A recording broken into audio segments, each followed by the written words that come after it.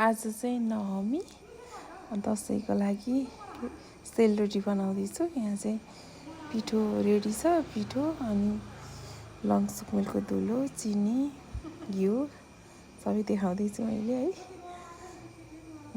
भोलिको लागि रोटी आज नै तयार गरेर राख्ने भनेर। यसमा चाहिँ पहिला मैले अब आफ्नो आफ्नो तरिका हुन्छ है रोटी बनाउने। मैले चाहिँ घिउ र चिनीको मजाले पेस्ट बनाउँछु कि पहिला मोलेर, अनि त्यसपछि बल्ल पिठो हालेर मोल्यो भने त्यो मजाले पिठोको भित्रभित्र घिउ चिनी दुईटै जान्छ कि, अनि रोटी पनि राम्रो बन्छ है। यहाँ घिउ हाल्दैछु, अब चिनी हाल्दैछु।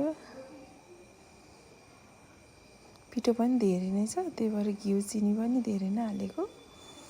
अब दसैँको रोटी एन्टी लाइट परेछ कि, ठ्याक्क किचनमा घाम लागेको बेला थियो, एन्टी लाइट परेछ। अब मजाले मोल्ने यसरी नै, मैले भिडियोमा मोले जसरी नै। अनि त्यो चाहिँ चिनी नै सबै पग्लिनुपर्छ कि, मजाले मोल्ने। मेरो क्यामेराम्यान चाहिँ भान्जी हुनुहुन्छ आज। भान्जीलाई कराकर छ, आमाको भिडियो बनाउँदा, माइजीको भिडियो बनाउँदा है। मम्मीले माथि पूजा गर्दै हुनुहुन्छ। अनि आज नवमी पूजा, मजाले हातै दुख्छ सेलरोटीको पिठो बनाउँदा त।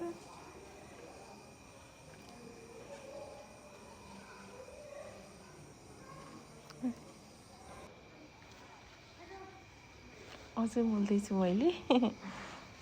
समय नै लाग्छ यो पिठो बनाउँदा है।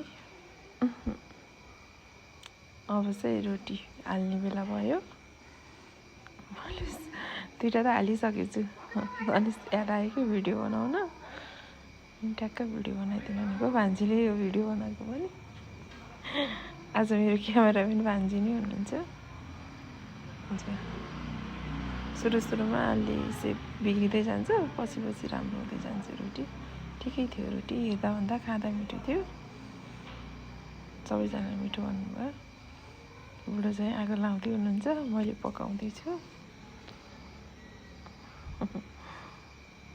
भान्जी क्यामेराम्यान, चाहिँ रोटी यति नै हाल्दै थियो। पिठो चाहिँ धेरै नै थियो, रोटी त धेरै नै बन्यो। घाममा पसिना आउँदै आगोमा बसेर, अनि घरिघरि बुढोले नै हाल्नुभएको थियो, मलाई गाह्रो भनेर हामी दुईजना मिलेर पालैपालो रोटी बनायो।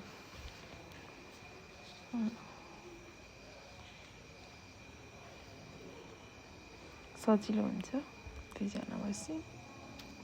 सबैजनालाई विजया दशमीको धेरै धेरै शुभकामना है त।